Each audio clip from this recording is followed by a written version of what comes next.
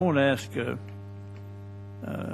I might, from Mr. Armstrong, during his appearance at the Kennedy Space Center, and I'm sure you heard that or have observed it, the President discounted the value of going back to the moon and instead spoke about going to other destinations. But from your perspective, if the goal is to take a stepping stone approach to deep space, as both of you, as each of you have alluded to, is the moon a nice to have or a need to have?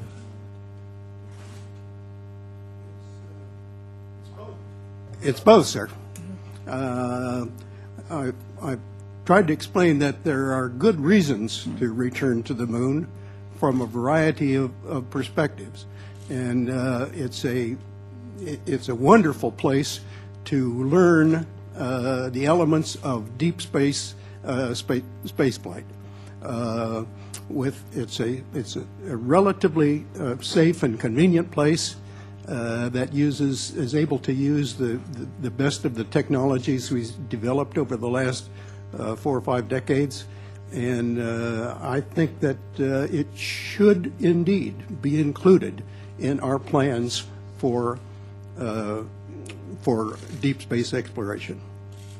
Mr. Cernan, you agree to that, don't you? You have cared to... Yes, sir. I adamantly agree with it. And there's a whole host of other good reasons we don't have time to talk about here today. Thank you very much, Captain Cernan. You talked about Ares 1, a progressive program. I'd like you to expand on that. In the testimony we heard earlier from the administrator, he said no, he's not even going to think about Constellation Light or some sort of a progressive program. But I'd like to have you to expand on your vision on how that might proceed so that the administrator might be informed about the potential possibilities. Well, as I understand it, the entire Constellation was programmed with the idea that it could be built upon step by step by step, ultimately reaching for the moon. The initial requirement was to get into Earth orbit. The initial requirement was to service the space station. The initial requirement was to have American access, not dependent upon foreign powers, to get us back up there as quickly as we humanly can.